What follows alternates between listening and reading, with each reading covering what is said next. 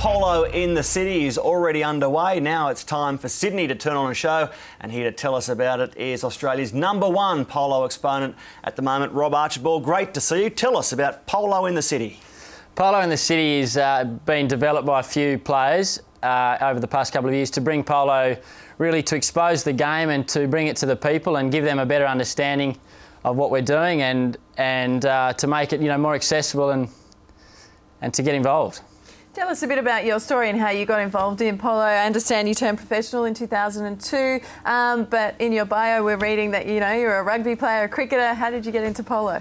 I grew up on our family farm, family property in Scone, in the Hunter Valley, and we live very close to the local polo club. So I used to head down there on the weekends and on school holidays and whenever I got time.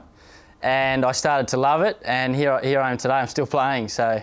How old were you when you first started playing? When I played probably my first game, I was 14 or 15, and then it continued from there and still doing it. What is it about the game that you love? Because it's not something that everyone's familiar with.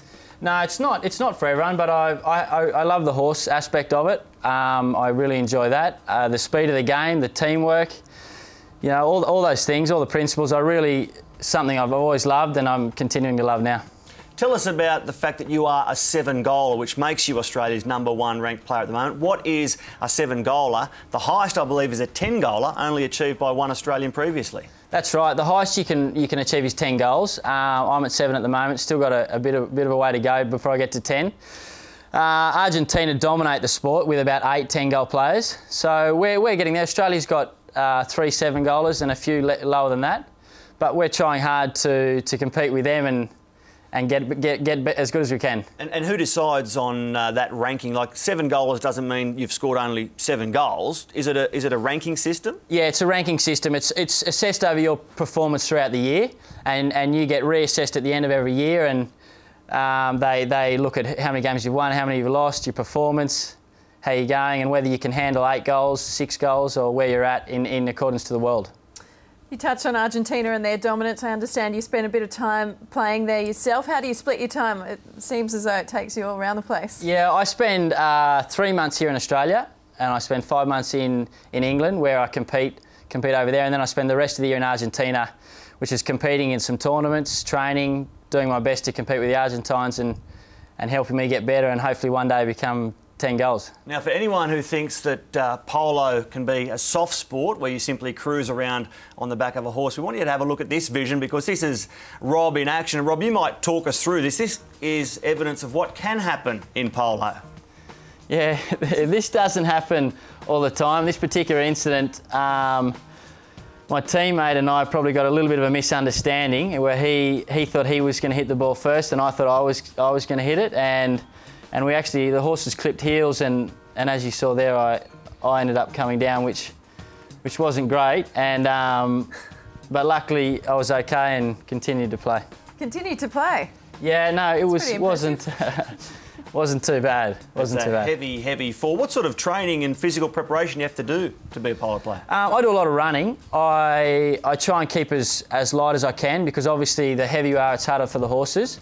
So I try and keep in shape, healthy. I try and eat as well as I can, and keep as healthy as I can so I can compete at the best of my ability.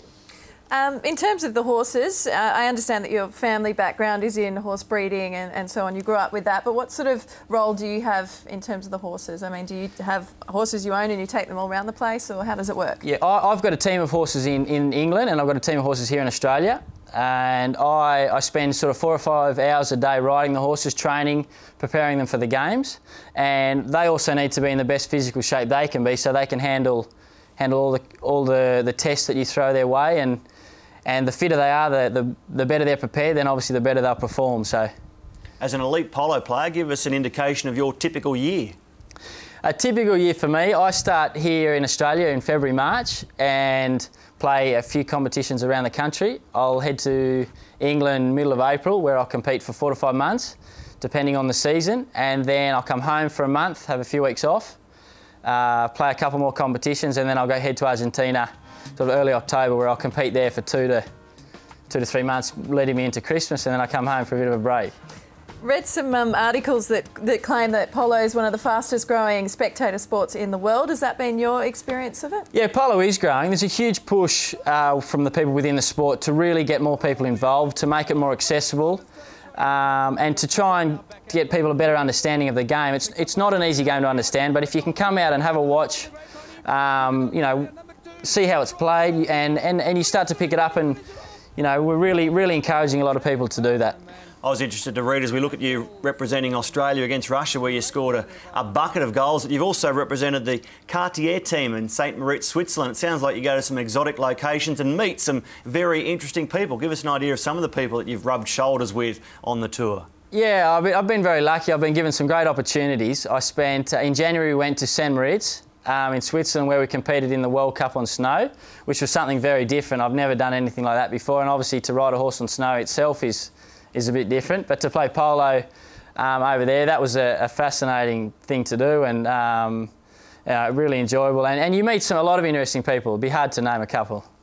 And royalty? Yeah, I've played a few games with those guys over there in England. Not a lot, but a few exhibition games and things like that. Yeah, it was good fun. Sounds pretty special. What about being voted one of the top 10 hottest polo players in the world by Vanity Fair magazine? I'm not sure about. I don't know who chose that, but I don't know how legitimate it is. But yeah, so I'm not sure. I can't answer that one. It's a good team to be part of. Trust me, I reckon it'll be outstanding. Tell us about the Sydney leg coming up pretty shortly.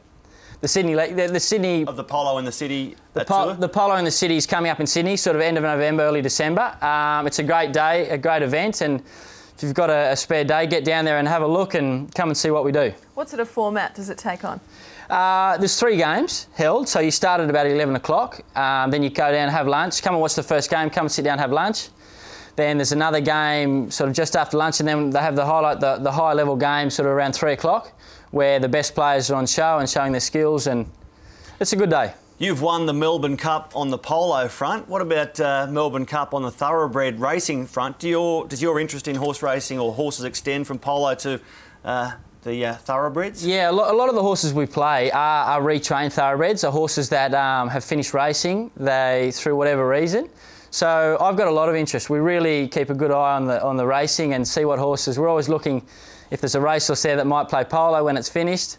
So I take a keen interest in the racing, and when I'm down in Melbourne, I always go out and watch the races. And can So You Think play polo after his racing? Can So You Think? I think he'd be too valuable to play polo, but yeah, he probably could. Can he go 3,200 metres through your? I'm not sure if he'll make 3,200, but I think he'll give it a pretty good go. But I don't know if he can do it. Okay. You got a tip for the Derby? Nah, I'm not sure. Melbourne Cup, I think Shocking's going to give it a good go. Okay. But, well, we hope that you win on the Melbourne Cup, and also as the Polo in the City Tour makes its way around Australia. Great to have you in here today and shedding some light on this amazing sport. Thanks for having me. Good talking to you. And make sure you check out polointhecity.com for all the details. After the break.